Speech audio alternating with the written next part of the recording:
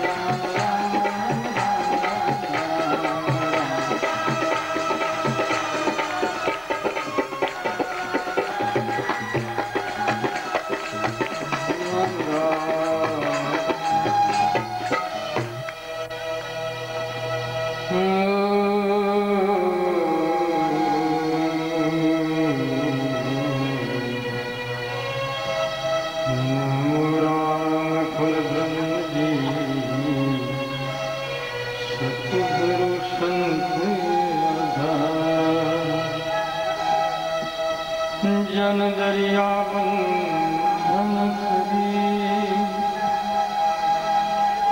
फल फल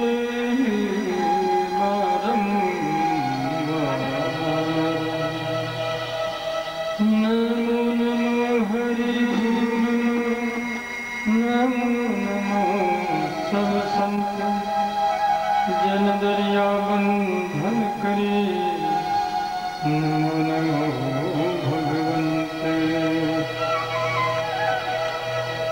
गजाननं भूतगणाधिसेवितं कपीतजम्बूफलसारभक्षणं उमासुतं शोकविनाशकारकं नमामि विघ्नेश्वरपादपङ्कजम्। ओंकारं मुरलीधरं प्रवरं वृन्दावनाधीश्वरं भक्ताभीष्टफलप्रदं सुरवरीराशीपादाम्बुजं वन्दे रासविहारिणं निर्धनानन्दप्रदं माधवम् श्रीराधादि समस्त गोपवनिता सेविमानं प्रभुं वसुदेवसुतं देवं कंसचानूरमर्दनं देवकी परमानन्दं कृष्णं वन्दे जगद्गुरुं। गुरुर्ब्रह्मा गुरुर्विष्णु गुरुर्देवो महेश्वरः साक्षात् परब्रह्म तस्मै श्री गुरुवे नमः। सद्गुरु जन दरियाव सही गुरुदेव हमारा राम राम समिधाय पतित को मारे उतारा। राम नाम सुमिरन दिया भगति हरि भाव आठ पहर विश्रमती यों के दूरिया राम कोटि ब्रह्मांड नायक प्रात प्रफुल्ल परमात्मा अखिल भुवनेश्वर पति करुणा वरुणालय अनंत विभूषित श्री राम जी महाराज को प्रणाम करके आचार्य श्री दरिया महाराज एवं अनंत कोटि महापुरुषों को सद्भाव पूर्वक अभिवादन करते हैं। अभिनंदनीय कथा के मुख्य स्रोत गौमुखी की तरह देवकी भाई विजय कुमार सोमानी चैरिटेबल ट्रस्ट के तत्वावधान में सत्संग समिति, सहयोगीगण, सभी मेंबर तथा जिज्ञासु और आस्था के जीवन में धारावाहिक प्रभाव से प्रयत्नशील या श्री गणेश ऐसे आए हुए भक्तजन, प्रिय भाई माता तथा बहनों, श्रीमद् भागवत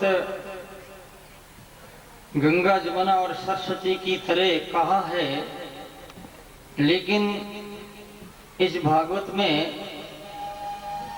जीवन में होने वाली जितनी भी घटनाएं, जितने भी संबंध, वो संबंधई व्यवहारिक हो, सामाजिक हो, राष्ट्रीय लेवल का हो अथवा विश्व लेवल, और इसके साथ साथ परलोक का भी, सभी प्रकार के संबंधों को मार्गदर्शन देने वाली और इस संबंधों के साथ कैसे रहना, कैसे इनके साथ कितना, किस समय में, कहां तक, किस रूप में इत्यादि जो विज्ञान है ये भागवत संहिता दे रही है। इस वास्ते इसमें जीवन के पहलुओं पर विचार करते हैं तो सभी पहलू पर इसका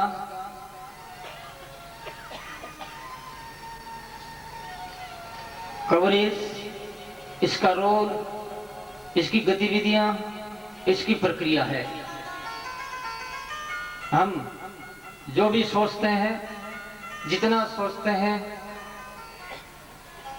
सारी समस्या इसमें है। समस्याओं का समाधान भागवत कथा, सत्संग, प्रवचन, गुरु के मुख से निकले हुए वाक्य अमृत की तरह हमारे जन जन्मांतरों के जो गलत संस्कार है, जहर की तरह, उस जहर को निष्प्रभावित करके अमृत पान कराने वाला कोई ग्रंथ है तो ये भागवत है। तो कल के पावन प्रसंग में ये कहा गया कि रास क्या है।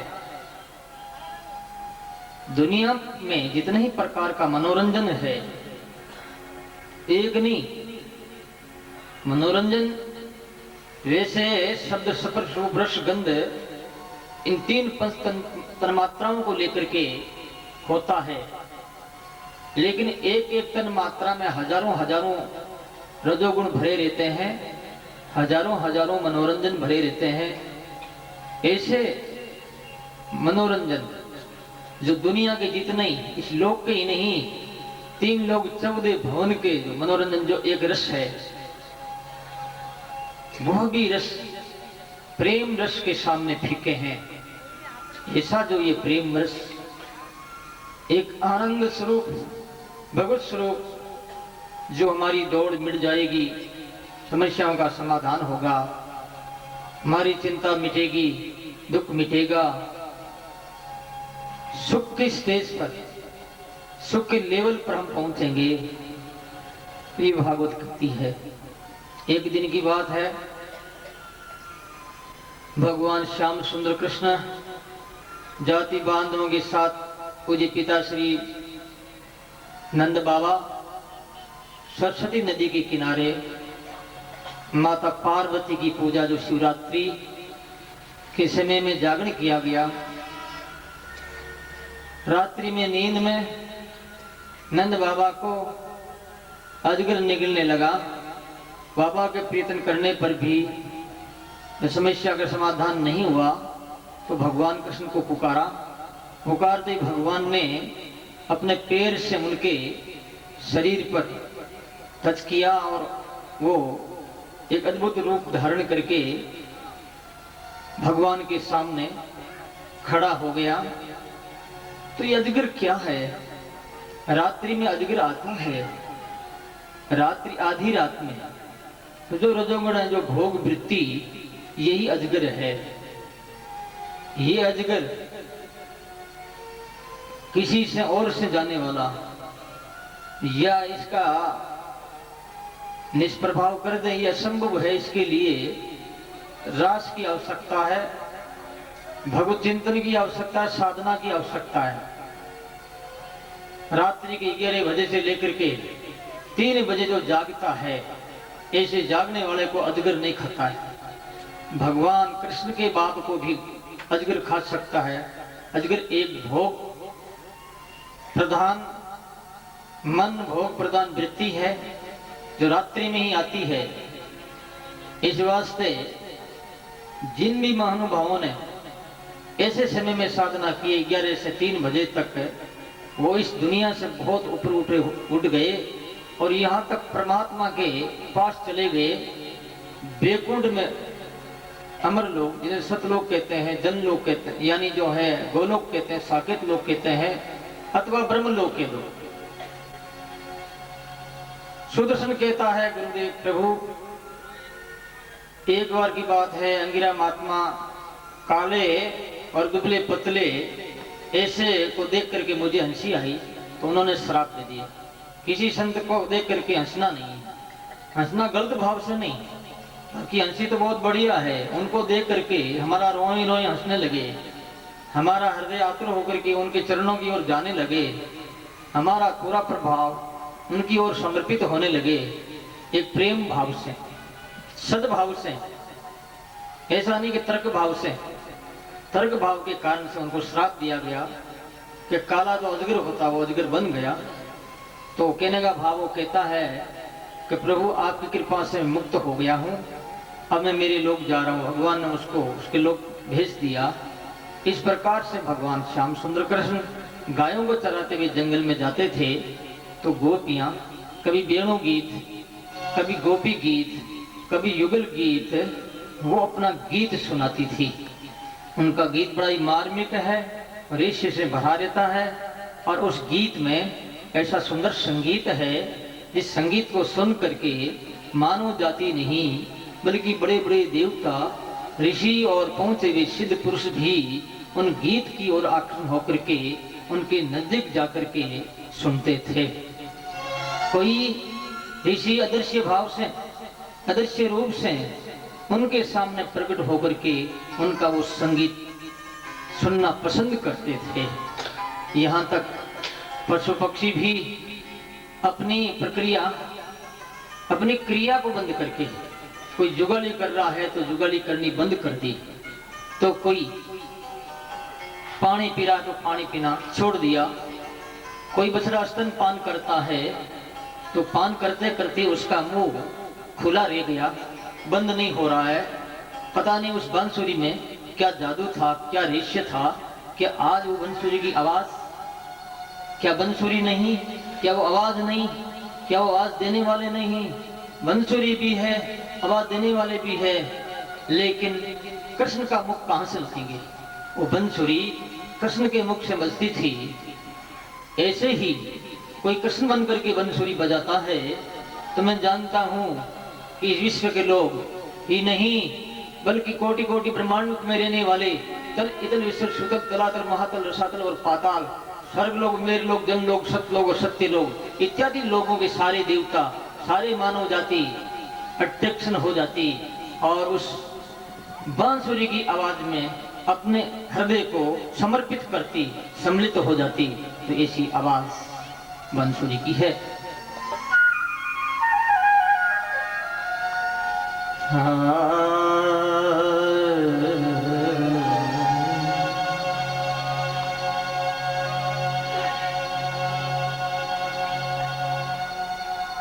कैसी है?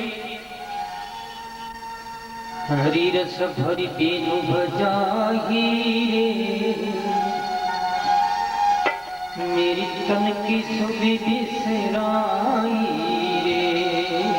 हरि रस भरी बेनु बजाही रे,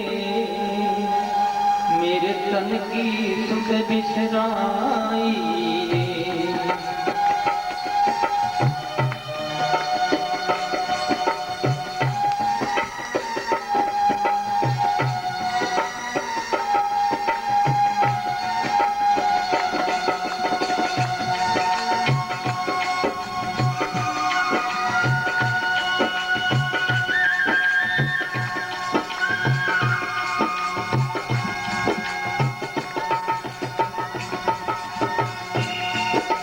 सुनकर बंसी की धुन प्यारी, चकित भई सब ब्रज की नारी।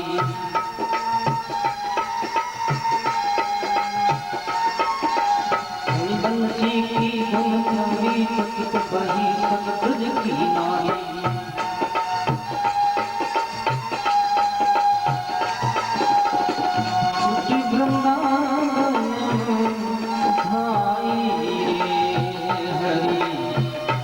भरी बेनु बजाही मेरे तन की सुध बिसराई। हरि रस भरी बेनु बजाही मेरे तन की सुध बिसराई।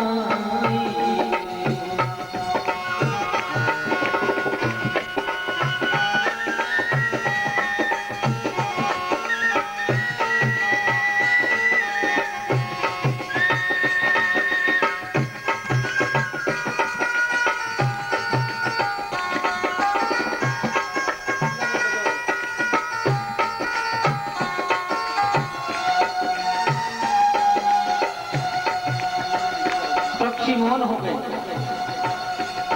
बंसी की आवाज सुनकर सारी गोपियां उस आवाज की ओर जहां कृष्ण बंसी बजा रहे हैं भागी है वृंदावन की ओर। मानव जाति एक ज्ञान प्रदान जाति है। मानव शरीर विज्ञान प्रधान शरीर है। ये तो है ही, ये तो आवाज सुनकर के जाना ही है। लेकिन पशु पक्षी भी उस आवाज को पहचान लिया। तो आज का पशु पक्षी नहीं पहचानते, वो पहचानते थे। वो पक्षी कौन थे? वो ऋषि के रूप ऋषि थे जो पक्षियों का स्वरूप धारण किया है। पक्षी मौन भजे प्रच्छन्न का सजा मन में वन में। पक्षी मौन भजे प्रच्छन्न का सजा वन में वन में। पक्षी मौन भजे प्रच्छन्न का सजा वन में वन में। जमुना नीर रुकाई हरि रस भरी बेनु बजाई रे। हरि रस भरी बेनु बजाई रे, मेरे तन की सुध बिसराई रे।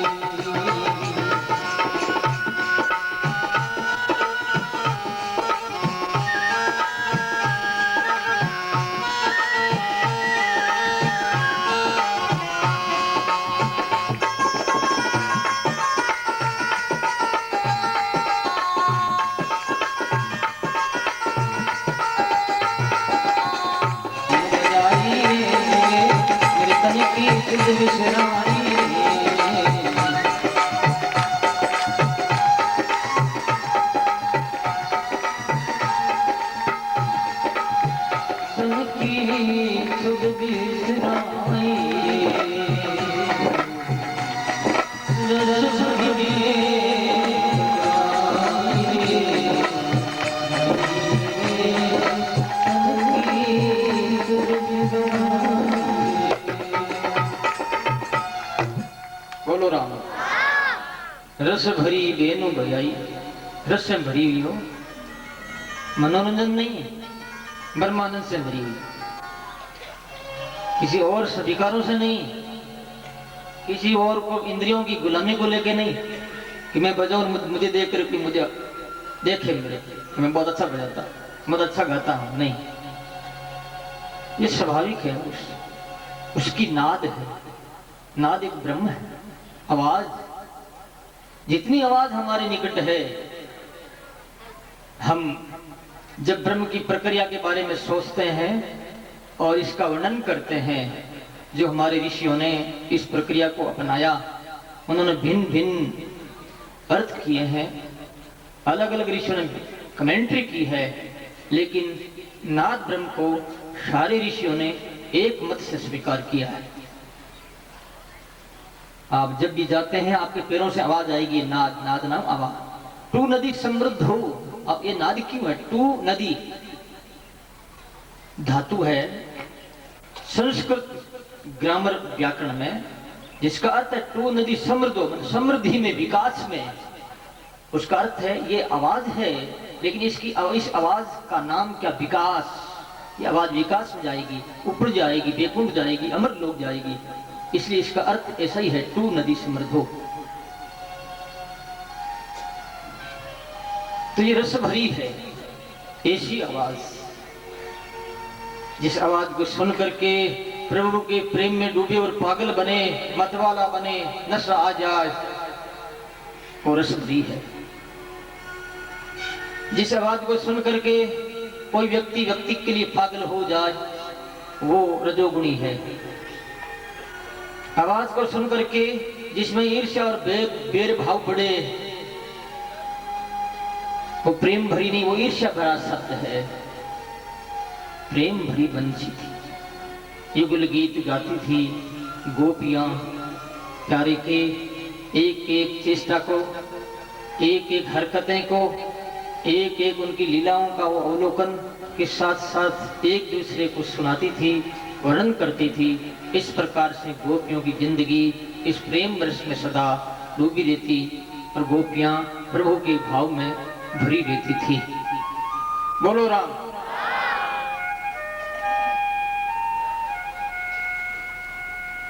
इसके बाद एक बार नारद जी महाराज कंस को संदेश दे दिया कि कंस, तुझे पता है कि ये वसुदेव देवकी के लड़के हैं जो नंद बाबा के वहां रहते हैं, कृष्ण और बलदेव। ये नंद जी के नहीं है, वसुदेव जी के। नारद जी आग लगा के चले गए और उन्होंने, कंस ने उन दोनों को बुला करके जेल में डाल करके हथकड़ी डाल दी, पुनः जेल में डाल, पहले बीच में छोड़ दिया था, फिर डाल दिया और अपने साथियों को, राक्षसों को कह दिया कि अब बलदेव और कृष्ण को एक निमित्त बना करके एक मारेंगे, उनको यहां पर अपने यज्ञ करेंगे, धनुष यज्ञ, जिसमें मल्ल युद्ध का विषय रखा जाएगा और जो पहलवान आएंगे, पहलवान के साथ में युद्ध होगा। तो चाणूर मुष्टिक बड़े ही पहलवान है, कृष्ण जी के साथ में लड़ेगा तो इनको मार देगा, तो कृष्ण और बलदेव दोनों मर जाएंगे, ऐसा उसने कहा। साथ साथ में अक्रूर जी से भी कहा तुम जाओ और नंद बाबा से मेरा ये संदेश कहना कि बलदेव और कृष्ण यहाँ धनुष यज्ञ देखने के लिए आए हैं। तो केवल देखने के लिए भी नहीं, यदि वो हमारा सामना यानी कुश्ती लड़ना जानते हैं तो कुश्ती लड़ने के लिए भी आए। नारद जी महाराज भगवान श्याम सुंदर से भी कह दिया कि बहुत पाप बढ़ता जा रहा है, जल्दी जल्दी इस पाप को निवृत्त करें, इस समस्या का आप समाधान करें। नारद जी लगती लगाना जानते हैं, एक दूसरे को लड़ाई क्यों करवाते हैं, इसमें समाज का भला ही तो हो, क्योंकि कंस के भय से गरीब लोग बड़े दुखी थे, अपने घर गांव बार अपना प्रांत नगरों को छोड़ करके वो बाहर रहते थे कि माँ कहीं तो बाप कहीं तो बेटा कहीं तो बेटी कहीं तो पति कहीं तो पत्नी कहीं, इस प्रकार से वियोगित लोग बड़े ही दुखी थे। इस दुख को दूर करना चाहते हैं संत। ये दुख हमारा किस प्रकार से दूर हो, इसके लिए नारद जी महाराज ने भगवान श्याम सुंदर से कहा, प्रभु इस कंस को जल्दी मारिए। यूं कहकर के नारद जी महाराज चले गए। भगवान ने कहा ठीक है, और कंस ने केसी योमासुर को भेजा है। भगवान श्याम सुंदर ने केसी और योमासुर को मार दिया। और अक्रूर जी को जब कहा तो अक्रूर जी रवाना हो रहे हैं। सुंदर रथ पर बैठ करके अक्रूरो पिछतारात्रिम मधुभुरिया महामती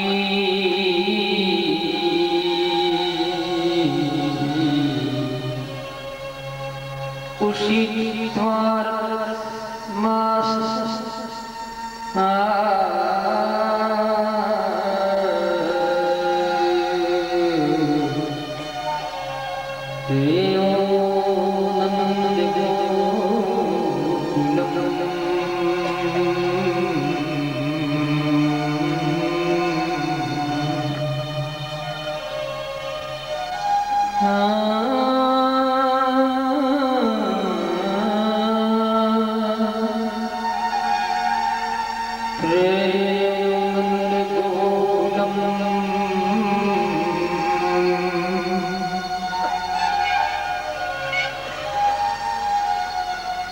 अक्रूर जी रात्रि में चिंतन करते हुए सोए। सवेरे जल्दी उठे, उठ करके रथ जोत करके रवाना हुए। मार्ग में कई प्रकार की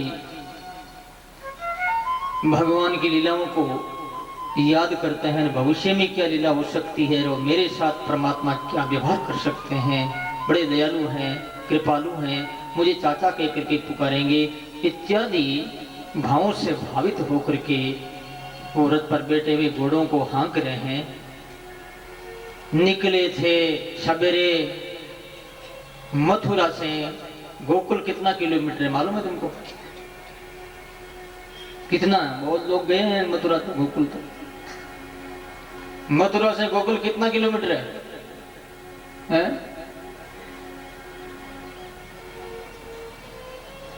याद नहीं? कोई तो बोलो भाई, चुपचाप क्यों बैठे हैं? 20 किलोमीटर है। कहाँ? अच्छा बोलो ना। 20 किलोमीटर है। 20 किलोमीटर क्या 12 घंटे लग सकते हैं? नहीं।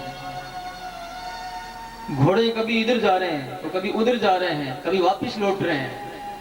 उनको पता ही नहीं, वो प्रेम में डूब गए थे। जिस देश में, जिस देश में, जिस गाँव मेरे हो राधा रमण, राधा रमण, राधा रमण हो।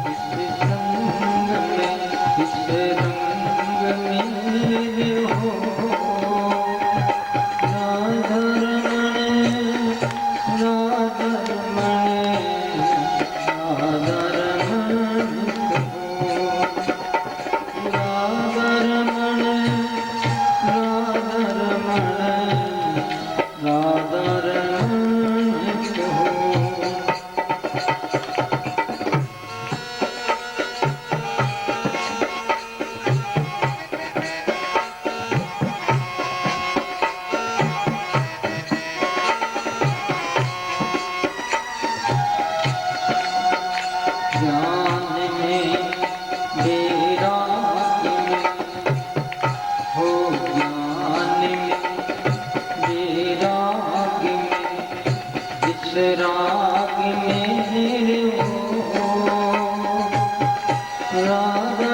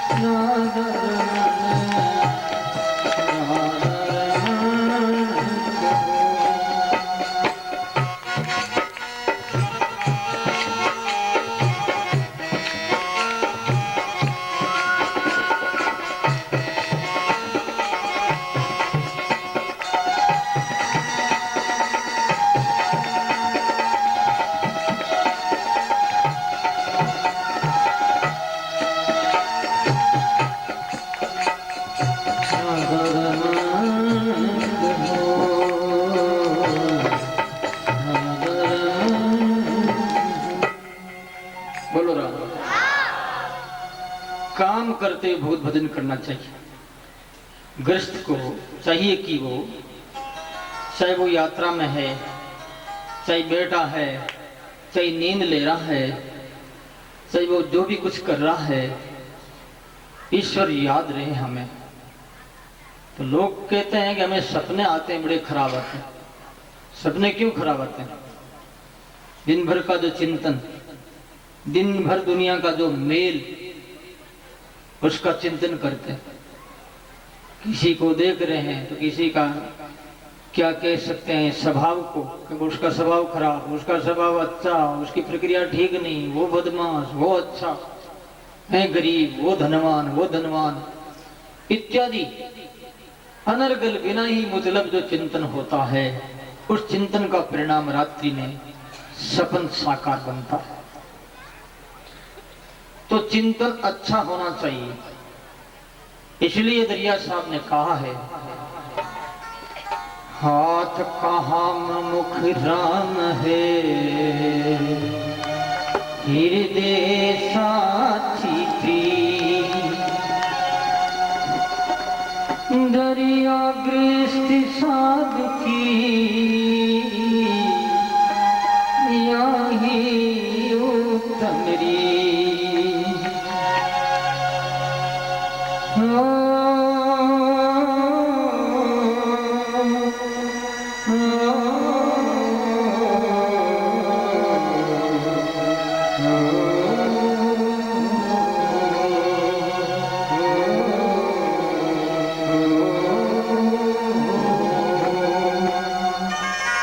बोलो राम।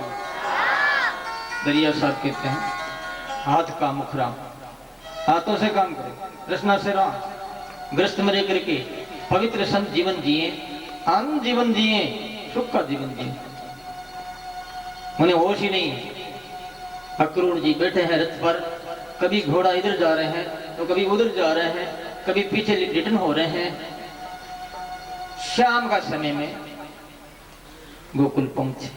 गोधूली का टाइम बड़ा सुंदर। इस गोधूली में जाने के लिए कितना प्रयत्न करना होता है। लोग शादियां, सांसारिक संबंध जो है, उसके लिए भी गोधूली का अच्छा टाइम ढूंढते हैं कि लड़की का फेरा गोधूली में हो जाए। उद्धव जी भी गोधूली के समय जा रहे हैं, जाएंगे, पहुंचेंगे, ये कतार ने लिया गया। और ये भी गोधूली के समय में, गोधूली का टाइम ऐसा है, गाय के पुरुष जो गायों का झुंड शाम का समय करीब सूर्य अस्त होने के आध घंटा पहले अथवा सूर्य अस्त होते होते या सूर्य अस्त होने के आध घंटा बाद में, ये जो पीरियड है, इस पीरियड में गायें आती है। तो गायों के खुर से कुचरी हुई, खुदरी हुई धूली जो आकाश में उड़ती है, उसे कहते हैं गोधूली टाइम। संध्या का गोधूली टाइम में अच्छा काम करना चाहिए, कभी भी गलत काम नहीं करें। ये हमारे भारतीय ऋषियों का मंतव्य है, उनका रिजर्व, उनका शोध है। ऋषियों का शोध में कोई भी त्रुटि नहीं होती है। वो पहुंचे हुए महान पुरुष होते हैं। हम लोग कोई भी आचार संहिता बनाते, नियम बनाते हैं तो अपने स्वार्थ को लेकर बनाते हैं, और ऋषियों ने जो नियम बनाए हैं वो समाज के लिए, विश्व कल्याण के लिए बनाए हैं। पहुंचे वहां, भगवान कृष्ण बलदेव जी दूध निकाल रहे थे, मिले, दौड़ करके प्रणाम किया है और अक्रूर जी को घर ले जा करके उनका स्वागत किया, भोजन करवाया। पलंग पर अक्रूर जी बैठ गए। जैसे अक्रूर जी चिंतन कर रहे थे, वैसा ही वो कहने लगे, चाचा जी आपको थकावट आई होगी, मैं थोड़ा सा आपको दबा देता हूँ, चरण सेवा कर देता हूँ। आदि से अंत तक चाचा जी ने सारी बात बताई कि ये लक्ष्य है कंस का बुलाने के लिए। तो नंद बाबा बड़े प्रश्न में, कोई बात नहीं, तैयारी करना है, क्योंकि अब बच्चे गांवों में तो रही हैं, लेकिन नगरों की संस्कृति को भी देखना है। नगरों की संस्कृति सभ्यता को देखे बिना बच्चे होशियार नहीं होते हैं। ऐसे सोच करके नंद बाबा ने पूरे गांव में एडवर्टाइजमेंट करवा दिया कि कल मथुरा चलना है और मथुरा का राजा कंस एक दंगल कर रहा है, यानी पहलवानों का जो युद्ध है, कुश्तियां है, वो हमें देखना है। तो सब गांव के लोग जागरूक हुए, प्रातःकाल जाने की तैयारी में रथ पर भगवान श्याम सुंदर बैठे और राधा और गोपियां सामने खड़ी हो गई कि आप नहीं जा सकते, और साथ साथ में अक्रूर को उलाहना देती है। इसलिए क्रूर है ये, अक्रूर नहीं। क्रूर नाम है खराब का, और अक्रूर नाम है जो खराब नहीं है। नाम तो तेरा है, खराब नहीं, लेकिन तुम बहुत खराब है। हमारे प्रीतम को, हमारे प्राणों को तुम ले जा रहे हो। हम कृष्ण हमारा प्राण, हमारा जीवन है, हम इसके बिना कैसे रहेंगे। राधा जी के सामने सो गई।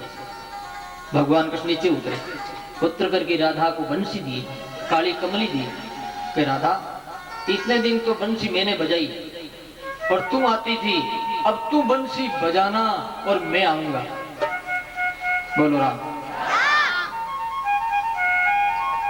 और मेरा प्राण तेरे प्राणों में है, यदि तेरे प्राण चले गए मेरे प्राण भी चले जाएंगे। मेरे प्राणों की रक्षा के लिए तुम्हारे प्राणों को कैसे वैसे भी बनाए रखना, मैं जल्दी आऊंगा। राधा एक तरफ हो गई। एवं बुर्वा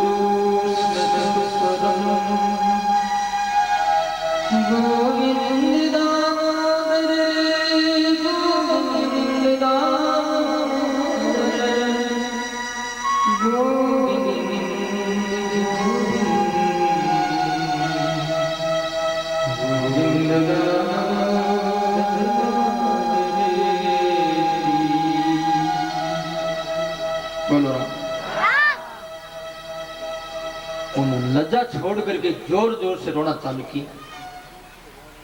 लेकिन व्रत तो चला गया। जब व्रत की धूली दिखी तब तक वो देखती रही, तो आगे चला गया जमुना के किनारे। अक्रूर जी जमुना में स्नान करते हैं, भगवान का विराट रूपवान भी देखा, बारी भी देखा, फिर पर आगे और मथुरा पहुंचते हैं। रात बगीचा के पास में भगवान श्याम सुंदर को वहां पर पधराया। बोले हमारे घर चलो।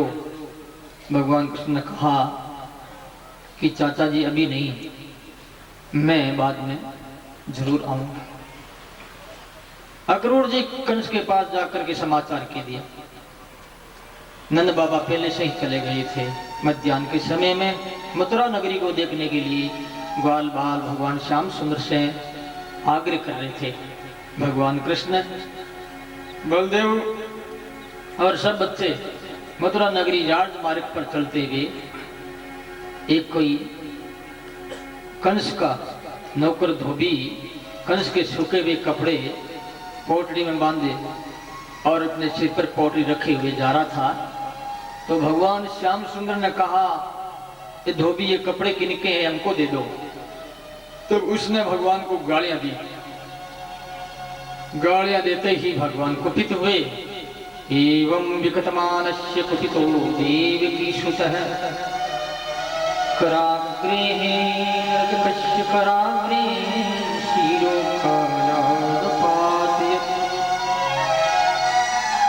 एक थप्पड़ की मारी उसके, खत्म मारती उनका शरीर इधर पड़ गया और गांठ इधर पड़ गई। बाकी जो धोबी थाने बुगने सब भागे। गांठ को खोल और कपड़े पहन लिए। तनसुका मनसुका ने, तनसुका कहने लगा लाला अब तो मैं बहुत सुंदर लग रहा हूं ना, अब तो मेरी शादी हो जाएगी, लोग मुझे प्रश्न करेंगे। भगवान हंसने लगे कि हाँ भाई तेरी शादी तो होगी, मेरी भी हो जाएगी। हाँ, सब कहने लगा हो जाएगी।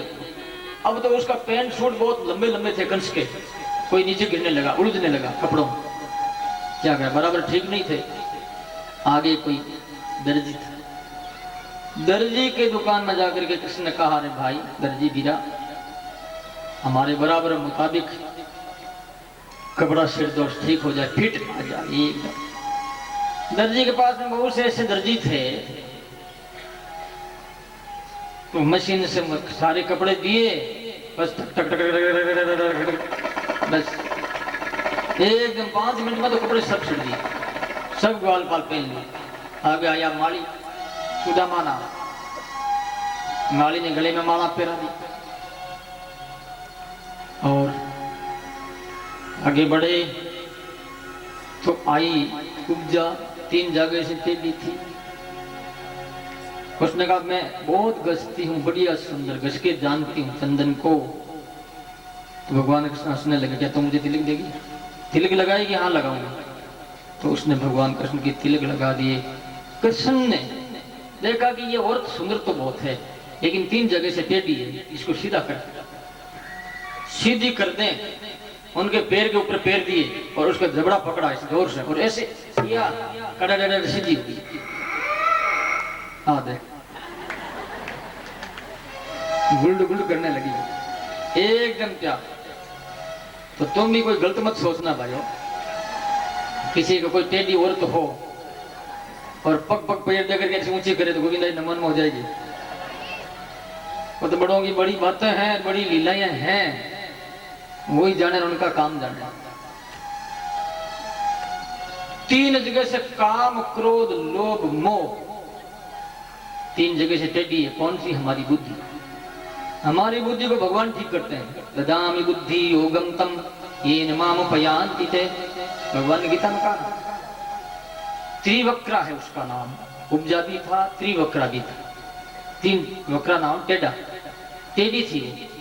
तो हमारी बुद्धि टेढ़ी है। हमारी बुद्धि भोगमुखी नहीं है, भोगमुखी है, संसारमुखी, रजोगुणमुखी। उसको हम भगवतमुखी, सदगुरुमुखी करते हैं तो ही वास्तव में उसकी सही रूप में शादी होती है बुद्धि की। और बुद्धि परमात्मा के साथ में शादी होने का तात्पर्य बुद्धि भगवान में रम जाए, लीन हो जाए, ये शादी।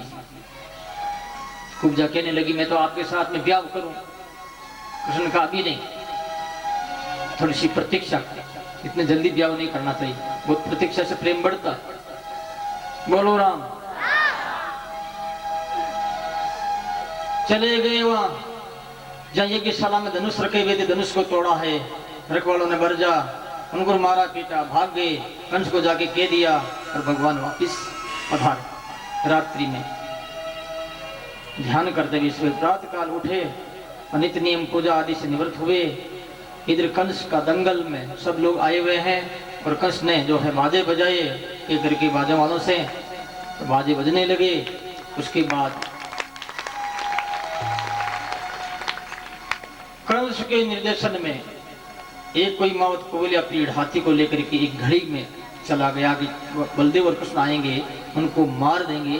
भगवान कृष्ण बलदेव जी आ रहे हैं, वो मान नहीं रहा है तो उसको हाथी समेत मार दिया। हाथी की दांत लेकर के कृष्ण और बलदेव आए हैं अखाड़ा में। श्याम सुंदर कृष्ण चाणूर के साथ, बलदेव जी मुष्टिक के पास, दोनों को मार दिया। जो भी आगे उनको मार दे, सारे भाग गए। उसके बाद में कंस की बारी आई, कंस को नीचे पटका, खूब रगड़ा, वो भी मर गया। गोविंदाई नमो नमः। आकाश वर्षा हुई, नगाड़े बजे।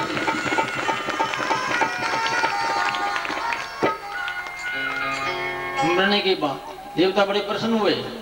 अब उनकी दाह या संस्कार के लिए ज्ञातियों को भी जाते, ज्ञाति लोग जाते ना, कुटुंबी लोग। भगवान कृष्ण के मामा थे, कृष्ण भी गए हैं। घर में कंस मरा हुआ है, अस्थि प्राप्ति। कंस की धर्म पत्नियां रो रही है, भगवान कृष्ण भी बनावटी रो रहे हैं। मामी मामो मरे, अरे राघुजा तुमने मारा, रो रहा तू। ये मारवाड़ी गाली है। तुमने ही तो मारा। अरे कहता मामू मर गयो। मामा कैसे मर गया? आपने तो मारा। भगवान की लीला है।